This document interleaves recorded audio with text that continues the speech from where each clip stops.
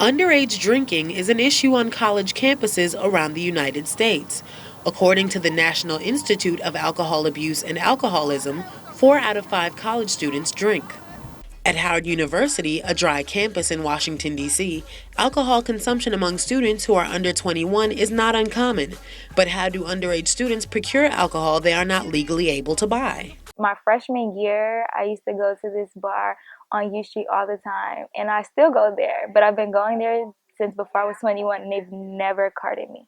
The consensus among students who drink is that it is very easy to get alcohol while off campus.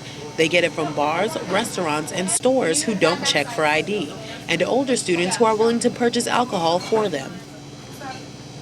What you are seeing right now is footage of a transaction at a local liquor store between university students and the cashier. The students hand over the money to pay for their alcohol, but show no ID, nor does the cashier ask for any. So these people, most of the people that I know that have bought alcohol under the age of 21 have gotten it from stores in the area, such as liquor stores or corner stores. If they have fake IDs, they've gotten it from either a bar or like a supermarket or anything that does ID. It's almost like walking into any other drugstore.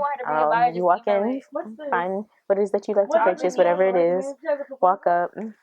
It's the regular corner store story. What students may not be aware of is the harmful physical and psychological effects of drinking, effects that can last well beyond their college years. Dr. Aaron White is the director of the College and Underage Drinking Prevention Research Program at the National Institute on Alcohol Abuse and Alcoholism. There is a natural course of drinking that tends to occur where students show up on campus and for the first month or two, there's this big spike in drinking among incoming freshmen. And then they start to taper off. And so over time, they sort of taper off. But in general, when you look at underclassmen and upperclassmen actually tend to drink more heavily. Among 18 to 24-year-old college students, 1,825 die each year from alcohol-related injuries. More than 690,000 are assaulted by another student who has been drinking.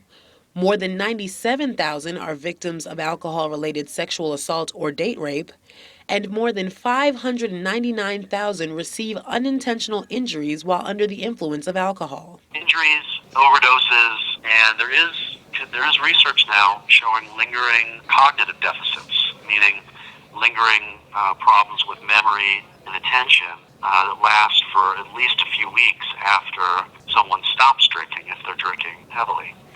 Although drinking on campus may seem universal, there are many students who choose not to drink. I'm sitting with a few of them now. Welcome, everyone. Hey. Okay, so can you briefly explain why you choose not to drink? Well, I'm going to go ahead and start. As I said before, it is a waste of money, and I'm very frugal, and it's a waste of empty calories that you take in. You don't realize how much you're taking in, and that's just adding on weight. I think that's one of the reasons why we have that freshman 15. Probably because we have access to more alcohol. So, yeah. Well, I don't have any logistics, but I don't really drink because I've never really felt the need to. I know a lot of people that feel pressure to just because of everyone around them. But if I'm not comfortable doing it, I'm not necessarily gonna just jump into it. So that's my main thing. One of the reasons why I chose not to drink is because I'm a music major and I sing, and so we're taught that alcohol will dry out your vocal cords, and so that would just hinder, me performing, and so I can't have that at all. I just think my morals just say don't drink. I always follow rules. I might after 21, but before 21, it's not for me. Exactly. Okay, so have you guys ever felt left out, or do you it's just regular?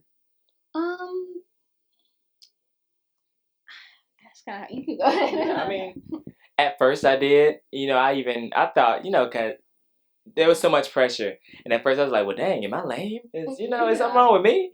But I think when you don't really care about it and when you don't really feel that you have to, it's not really a priority. So at some point I just came to realize, you know what, I don't do it.